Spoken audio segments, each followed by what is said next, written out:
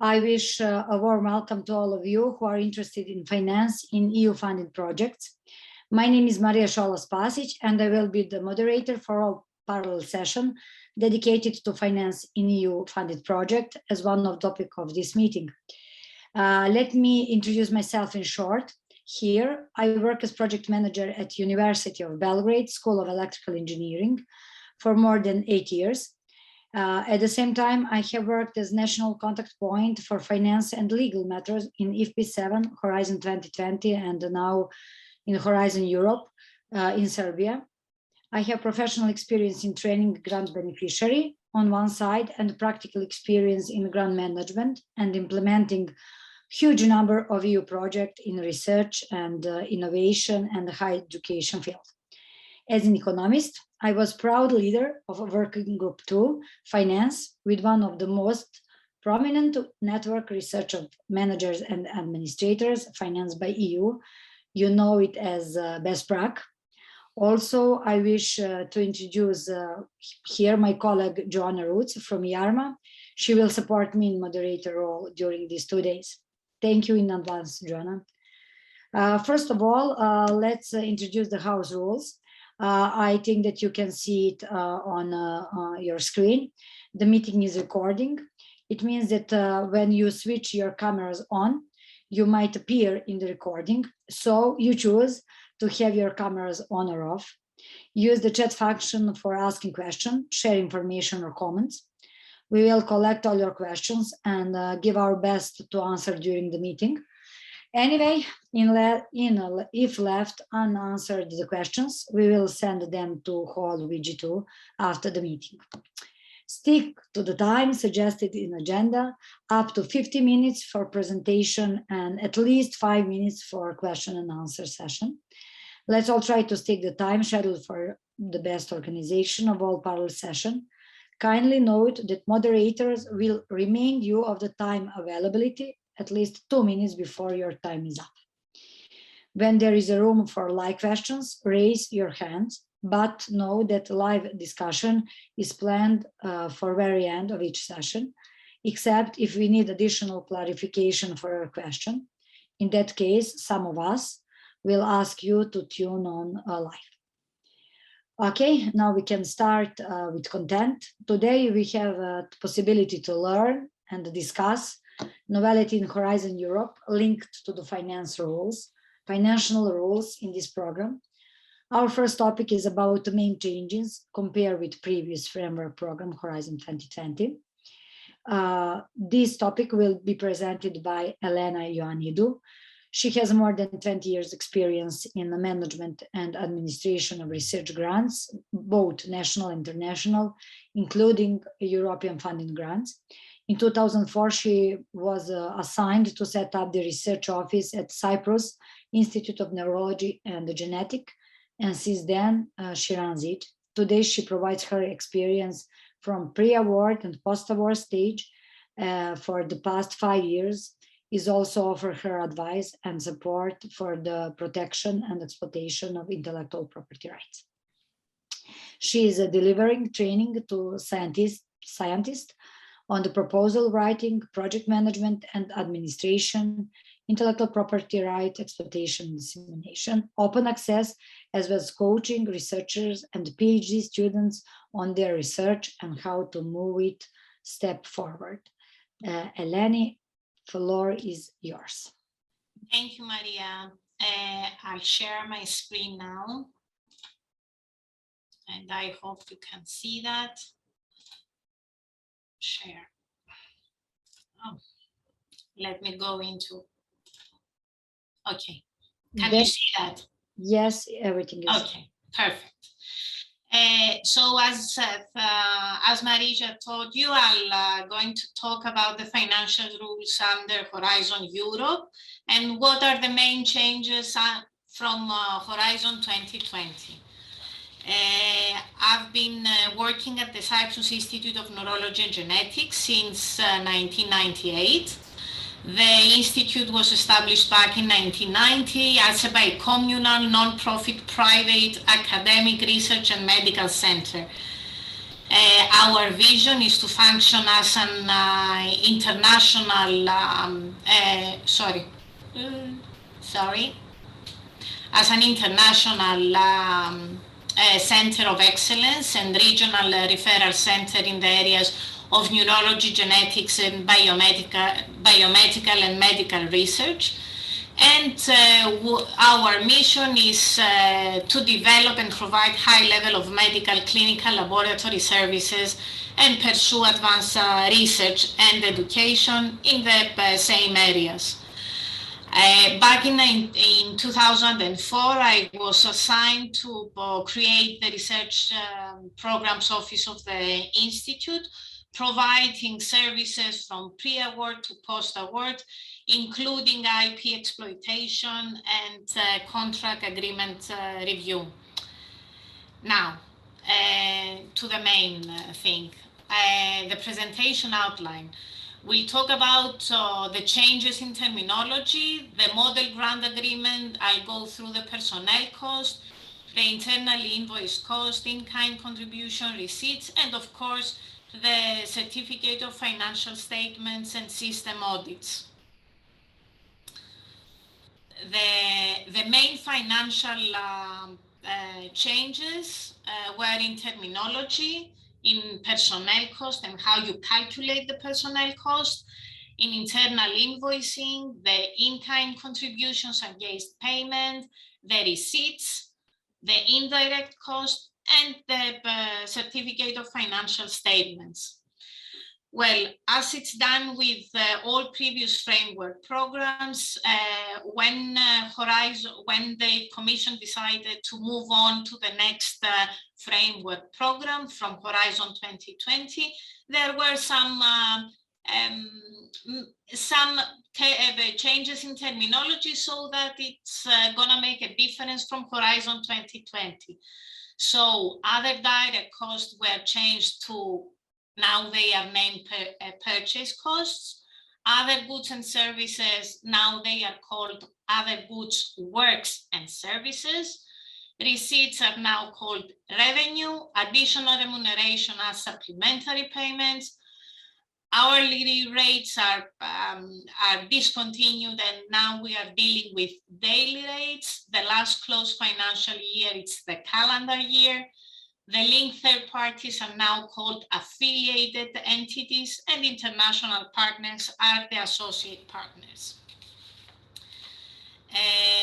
The Commission, in an attempt to simplify the procedures and how everything is, how you interpret the meaning of specific articles, they adopted back in 2020 the corporate approach in their model grant agreement. So there is one unique grant agreement that, of course, there are some specific annexes and articles that are followed for specific areas like Eurodome, Mauritius, Sklodowska-Curie actions, etc. So there are certain options and provisions for specific programs. The daily rate approach for personnel cost is a fixed provision across all programs. And just to, there is an annotated grant agreement. The last version was back in the 30th November 2021, that you can, if you Google it, you can find the annotated grant agreement, which is part of your everyday and work when you are managing Horizon Europe projects. The attempt and why they followed the corporate agreement is they are trying to harmonize and standardize all the rules across all programs. They want a consistent interpretation of the rules across all programs, of course, and equal treatment of all beneficiaries, create synergies between the programs, and ensure that there is a uniformity across all programs. Of course, as I told you, there are specific options for specific programs that are followed with specific annexes and rules to be applied for. Now, the main changes started with personnel cost. The main difference. Now they discontinued the annual productive hours and the last closed financial year in our calculations and the hourly rates. They found out that after 7 years, there are a lot of mistakes when personnel costs were claimed. So they decided that they want to simplify.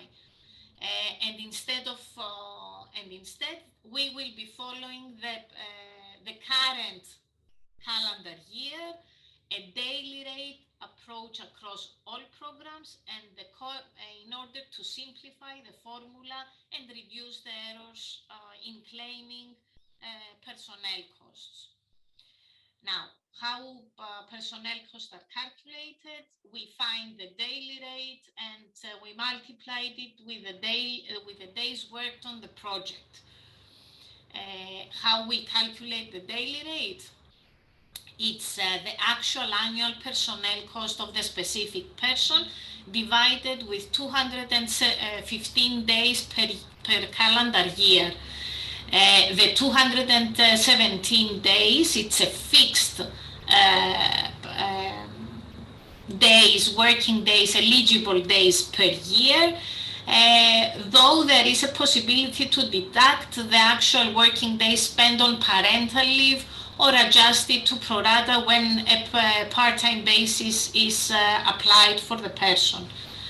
It's calculated per calendar year, January to December, except for the final reporting period when it's adjusted to the reporting period that you are claiming your personnel costs. For example, the reporting period ends in March, then the partially rate will be calculated multiplying the actual personnel cost for the period January to March divided by 217 divided by 12 times 3. I have an example here that you can have a look at the end of the presentation. Of course, this is something that will be distributed through the notes. And how you calculate the days worked, you use reliable time records either on paper or computer-based if your organization has a computer-based system, or you can sign a monthly declaration on days spent for the specific action. Although the annotated grant agreements and the commission officials, they say that there are no need to keep timesheets for better controlling and keeping records, I suggest that you keep timesheets either as a paper or computer-based system or as a monthly declaration for the specific person that is working on the action. A monthly declaration form template is available on the EU Commission system, where you can see that the minimum requirements are included in the declaration. Be very careful when you complete the timesheets or the declaration, so that if in case an audit comes to your organization after 2 or 3 years, you have all the specifications and all the documentation to prove that the person that you refer to has all the documentation there. The time recording system has 3 possible. Lenny, I'm sorry, I have to interrupt you.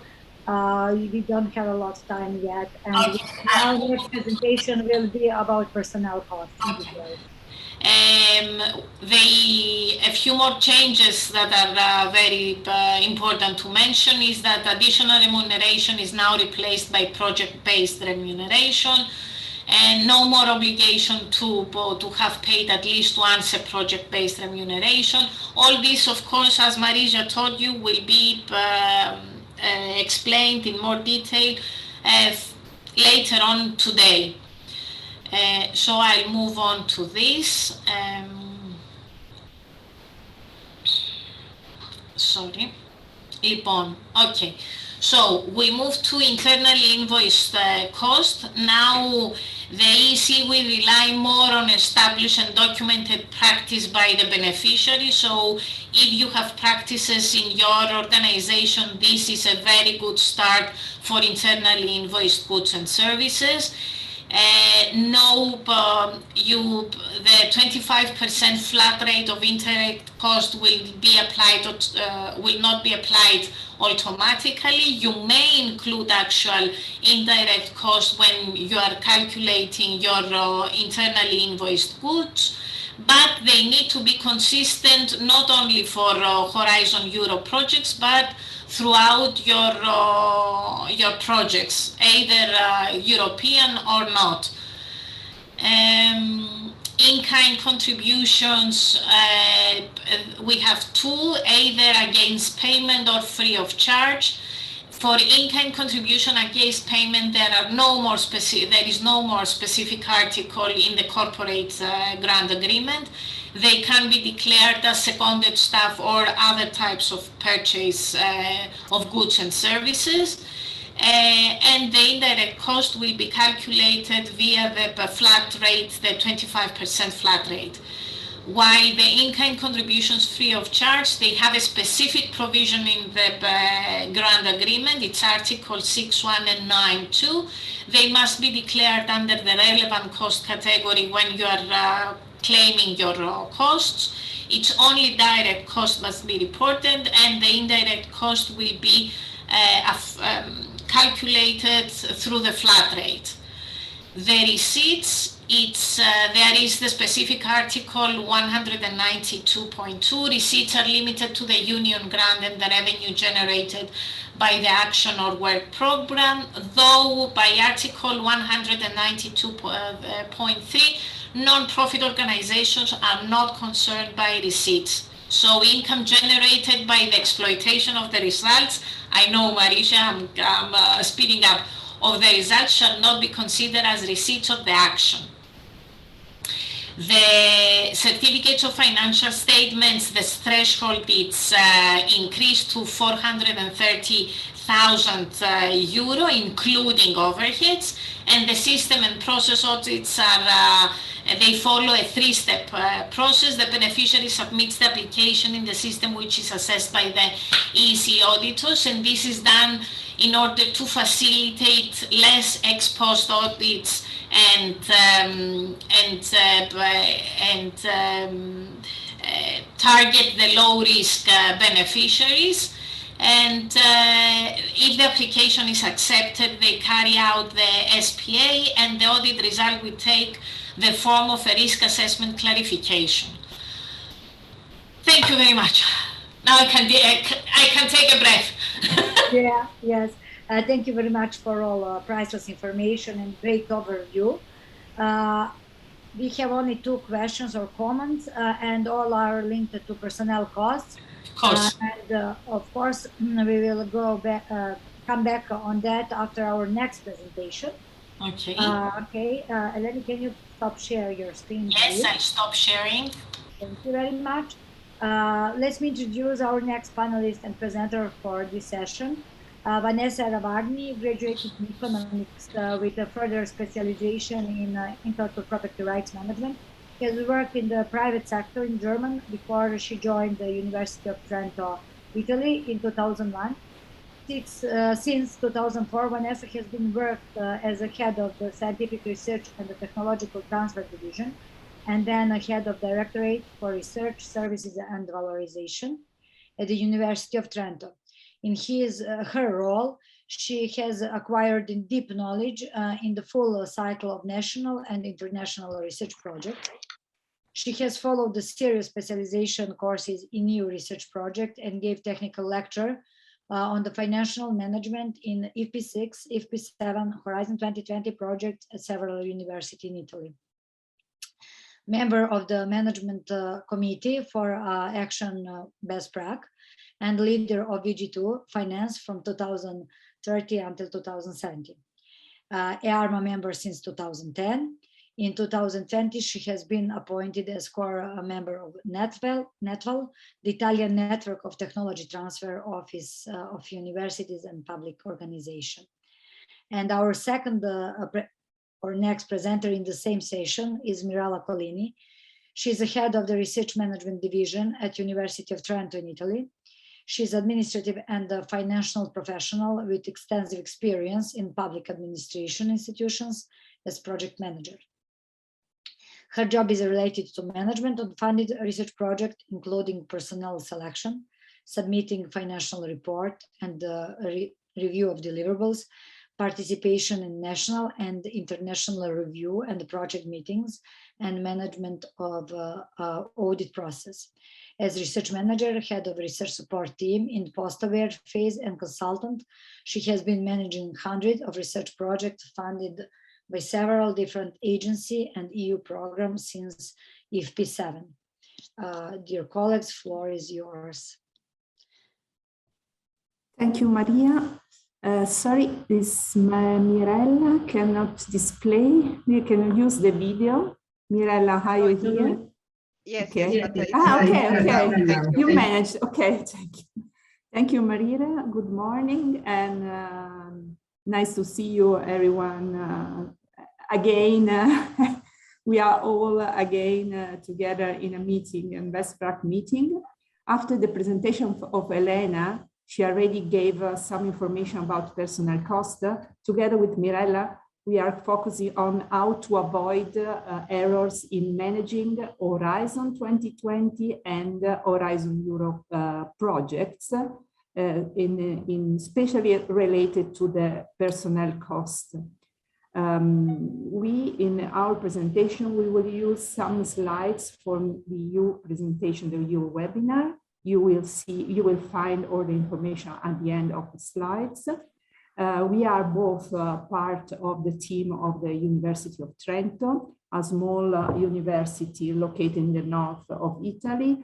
Mirella and me, we are part of the new administrative structure, this Directorate of Research and Valorization.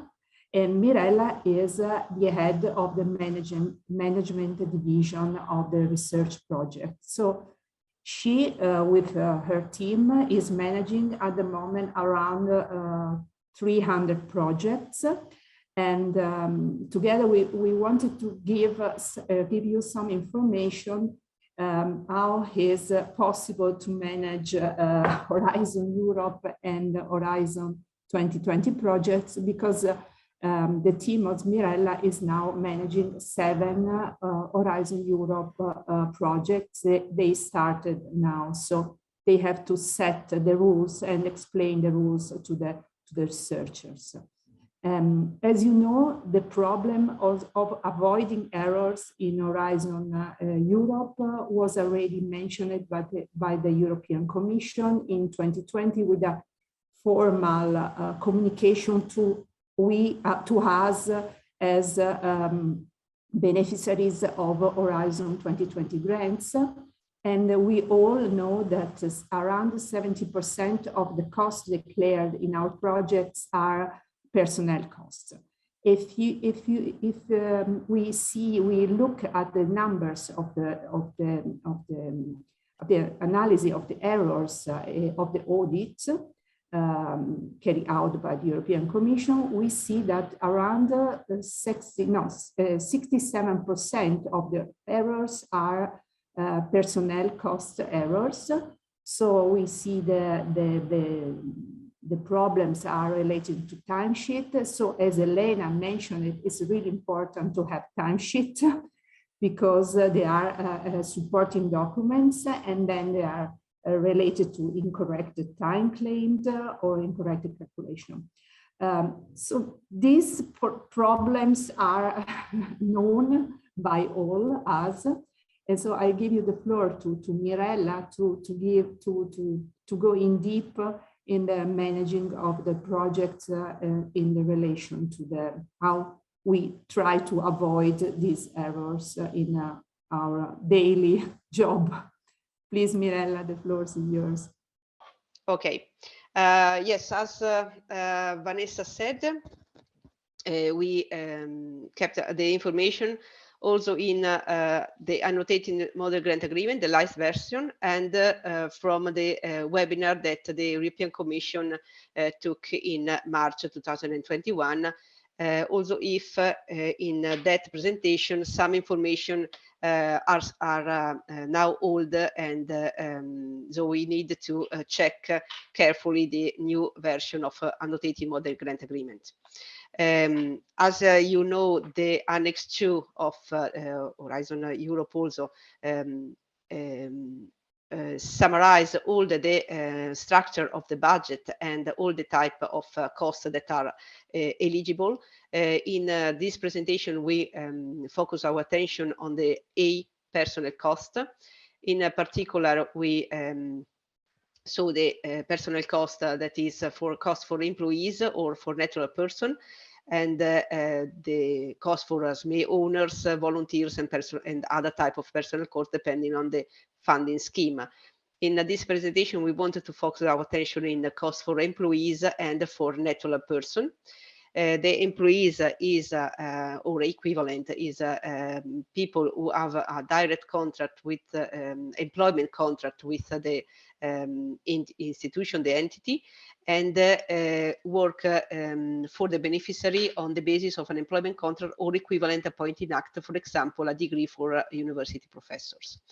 The natural person instead are a person with a direct contract with the university, with the entity, with the institution, but they are eligible as a personnel cost only if they respect some eligibility rules that are the general eligibility condition, Article 6, and furthermore, they need to work under conditions similar of those of an employee. In particular regarding the way to work is organized, the tasks that are performed, and the premises where they are worked, they are performed, they are worked, and the result of the work belongs to the beneficiary, okay, and they must be calculated on the basis of the rate which correspond to the cost actually incurred for the direct contract or secondment, and this cost must be not significantly different from those of employee contract or other similar task contract. If these conditions are not respected for a natural person, we have the possibility to claim the cost of this contract in other goods and services cost or subcontracted, depending on the characteristic of the contract. As Vanessa said before, during this period, we have to manage different types of funded projects, European funded projects, both in Horizon 2020 and in Horizon Europe. And for the other types of costs, more or less the rule remain the same. But for personnel costs, we have a different scenario. And we have to continue to follow the Horizon 2020 rules for personnel costs involved in Horizon 2020 projects, according to the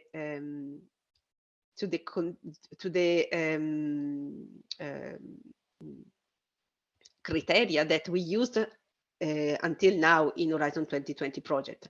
You know that there were three possibilities to calculate the hourly rates.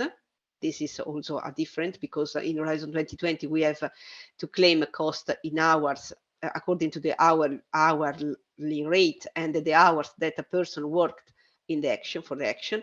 In Horizon Europe, we have to convert the hours in day, or to claim, in other case, claim daily rate, cost, and the days that a person work for the action, for the specific action.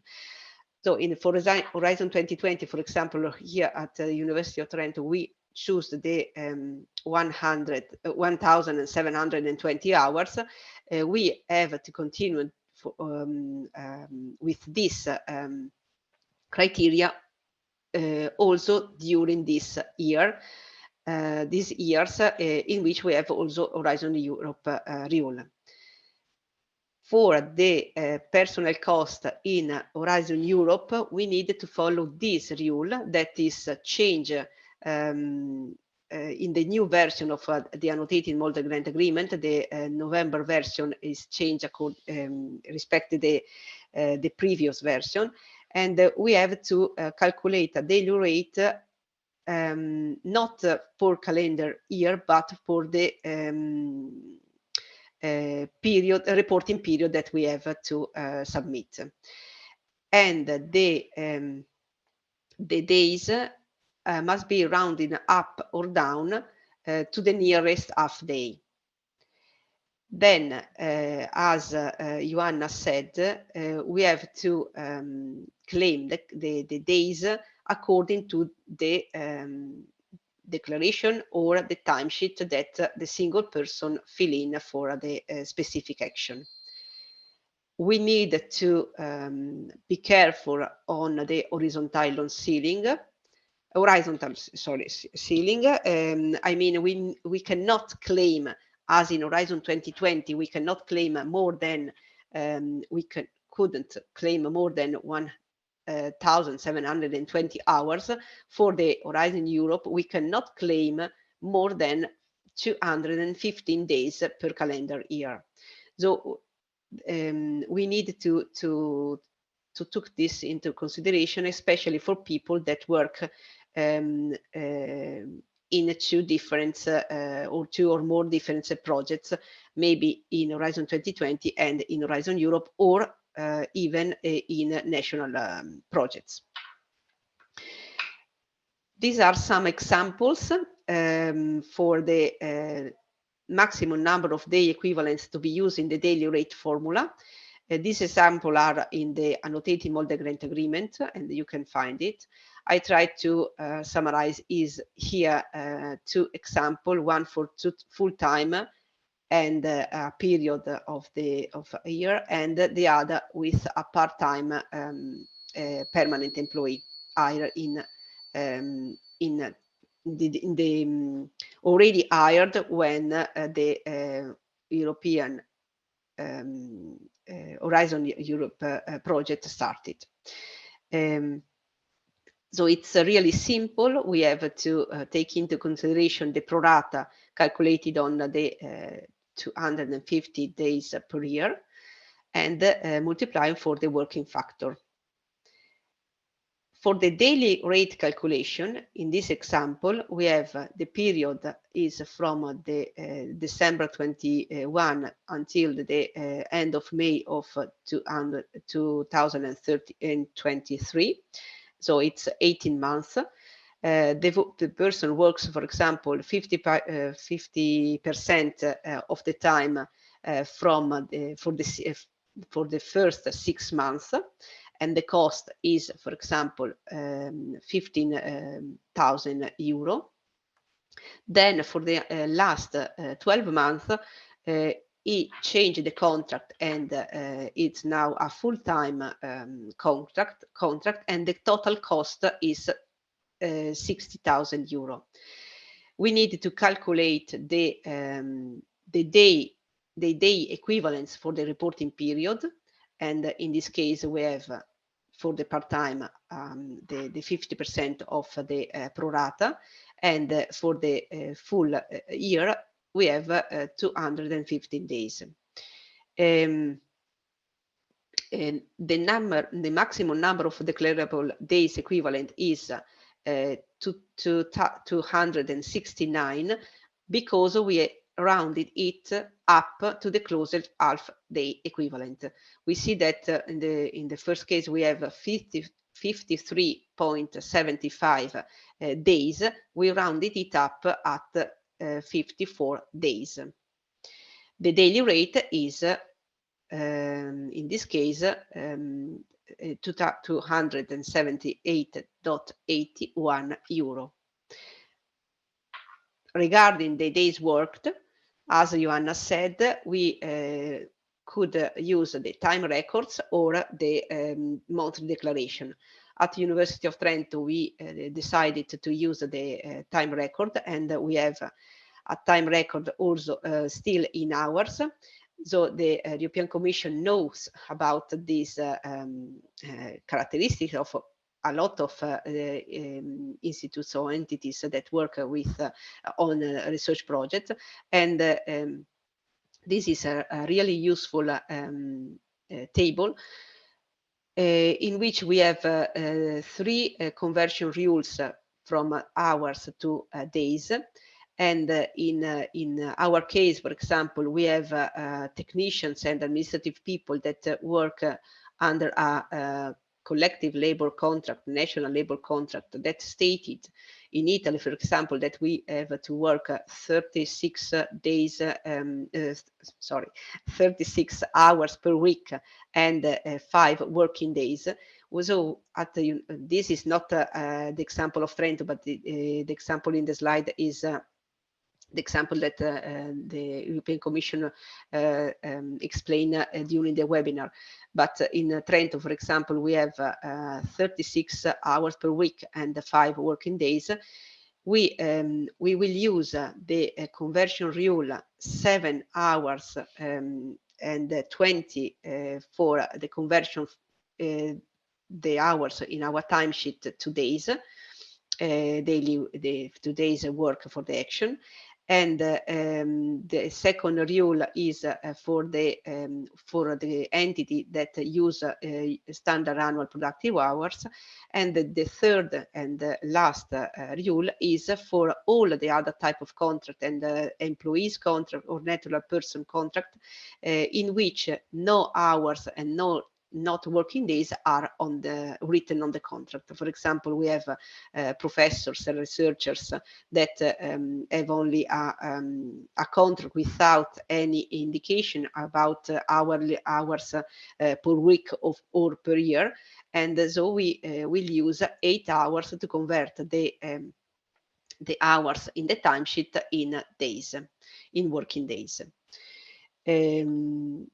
The rules seems simple, but we need to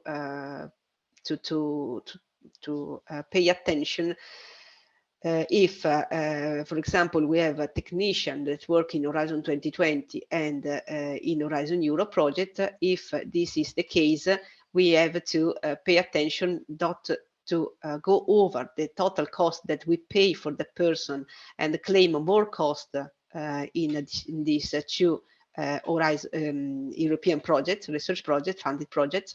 In the meanwhile, for the third rule, for the professors and researchers, using in Horizon 2020 1,720 hours for the hourly rate, and in Horizon Europe using the 2,215 days per year and the conversion rule 8 hours per day, we have no differences between the 2 programs, European programs.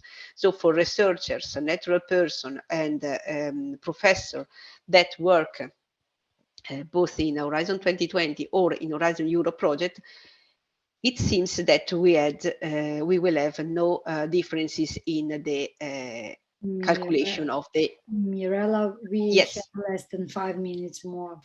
Okay, I just finished. This is just an example of our timesheet, and I just wanted to point attention also on the Article 20 of the Annotated Model Grant Agreement, because to avoid errors, as Vanessa explained before, we needed, for the personal cost, we needed to take all the documents that we use for the calculation of the daily rate, or the hourly rate, and all the timesheets in order, or the declaration, but we use timesheet in order to prove that the cost claim is in compliance with the eligible rules. For the personal cost, there is also in Horizon Europe another type of calculation of the daily rate, and is for project-based remuneration entities that use this or countries, but in Italy, for example, is not use this part. And at the end, you can find some references about the rules that we just explained here. Thank you. Thank you very much, Mirella and Vanessa, for this presentation. We have a few questions. First is, if my researcher works 10 hours a month under direct contract, how I will declare this in working days? If in the contract they specifically stated that this person work only 10 days per month, it seems that you can use this for the calculation also in the daily rate and claim these days if yes, if work on the action. And I think that the question was how it is in working days. 10 hours. Sorry, 10 hours sorry, can you, working sorry. days. Mm-hmm. In hours working days? Yes. In Horizon Europe, 10 hours is the contract of a person, Direct 10 hours per month. Mm-hmm. So how many hours you have to choose This one? This one, yes. Conversion based on a fixed number of hours. No, yes. No, because this, the number one. If it's in the contract, there is stated that 10 hours. Sorry, I understood the 10 days. 10 hours per month. Yes. Yes. Yes, it seems that it's well, but 10 hours per month. So it seems well, it's quite. It seems 10 divided by 30. Not 30. It's 20 maybe. 20, yes, because there are also the weekend, so it's 20 days. It seems that it is 0.5 days per month. Yeah, I think that's it. Yeah. I don't think it's, but it's a strange contract, but yes, but it's more or less a little bit more than 1 day. It's okay. Yeah. 10 hours. Can different calculation be used for different persons working in the same project? Content, if they have different kinds of contract. Some have the hours mentioned, some don't. But the question is, can different calculation be used for different person working in the same project? Yes, it seems that this is possible. I mean, we understand that this is possible, but I think that we are still at the beginning and rules can change. Also, the new annotated model agreement is still in draft. So I think that we need to be careful and ask this specifically to maybe the national counterpoint. But according to what I read in the new version of the annotated model agreement, it seems that it is possible to use different conversion rule according to the different type of contract, as in Horizon 2020. Thank you very much. But sorry, an important thing is that you have to use usual practice in your entity. You cannot change only because this is a European funding project. You have to use the same rules for all the type of funding projects. Okay, thank you very much, both of you. Now we have to go forward with our next last but not least presentation for today. We have still a few questions, but this is not related to personnel costs, and I will leave it for the very end of the day. Our next speaker, coming from University of Ghent, and our next topic will be related to internal invoicing.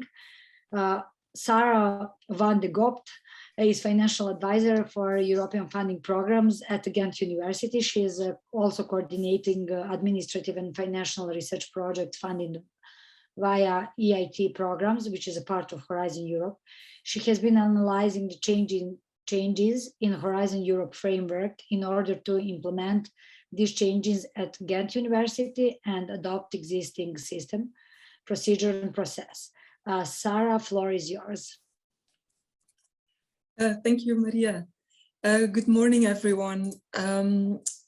Welcome to this. Thank you for your interest in this session about the internal invoicing in Horizon Europe.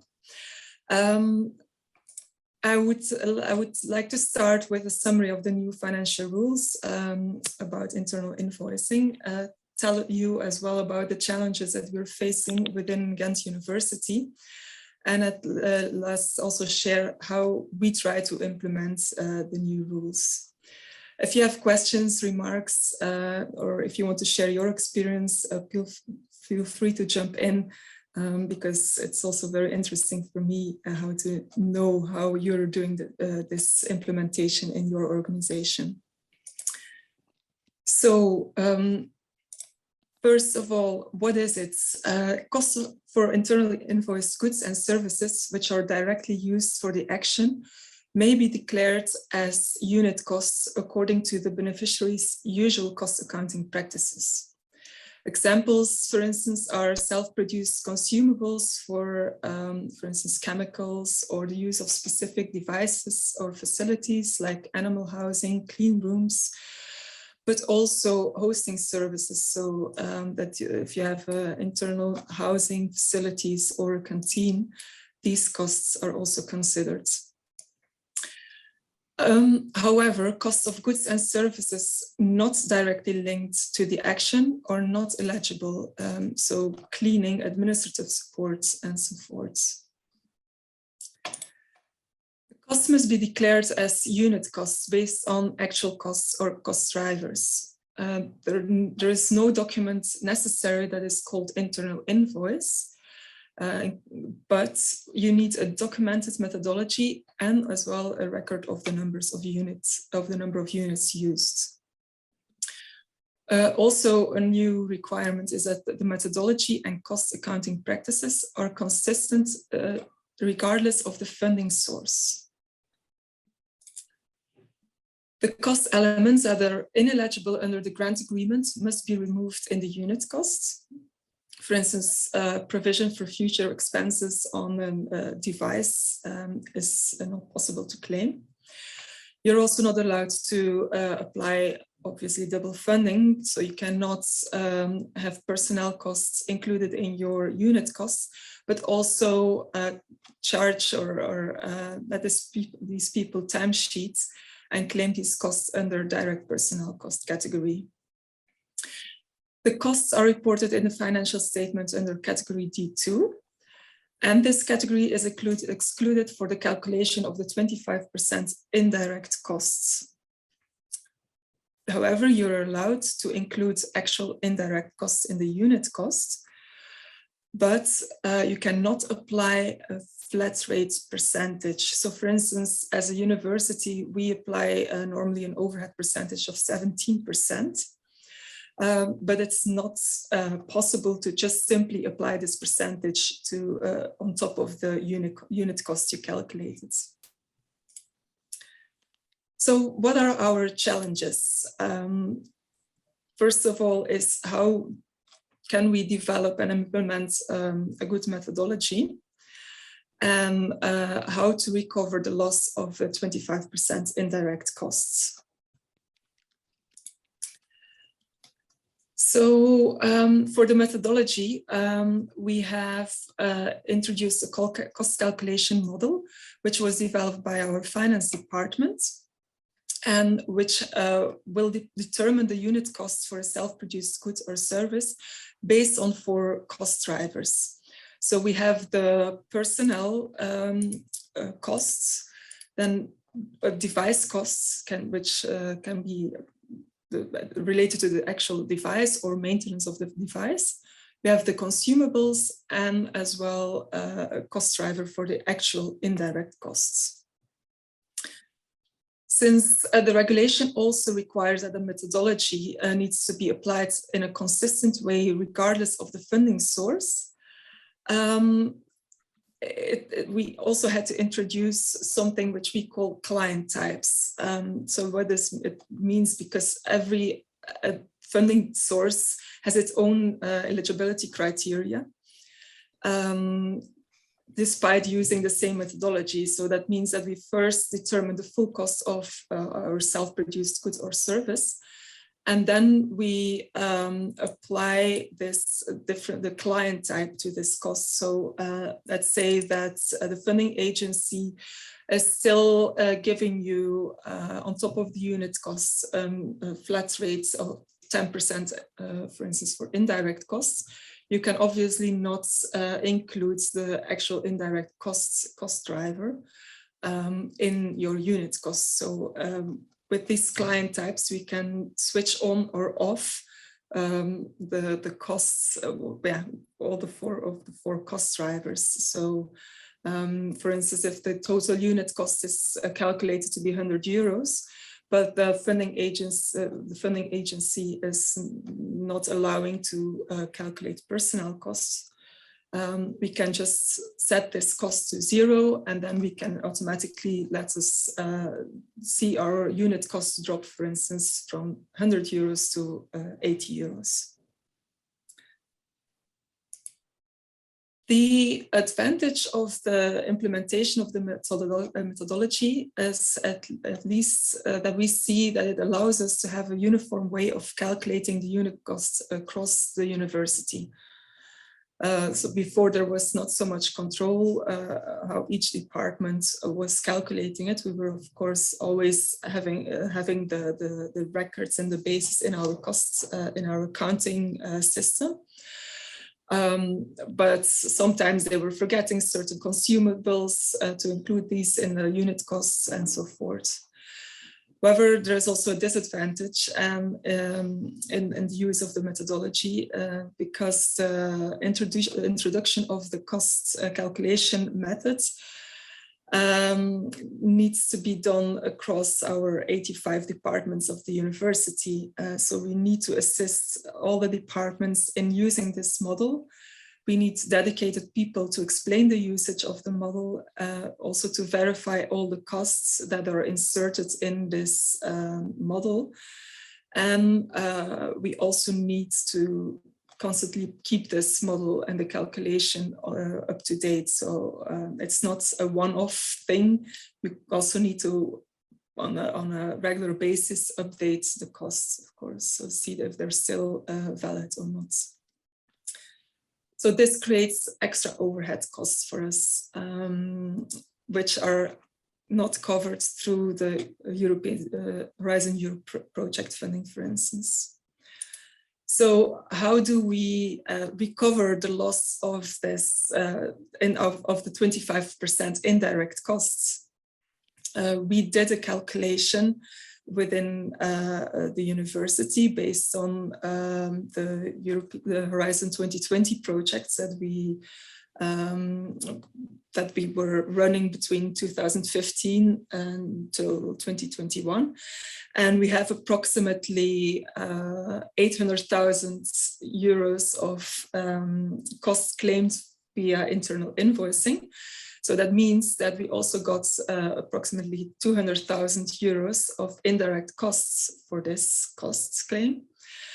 And now under the Horizon Europe regulation, this 200,000 euros is not, will not receive. So of course we want to identify as good as possible our actual indirect costs so that we can include those in the unit costs and at least recover a little bit of the 25% overhead costs.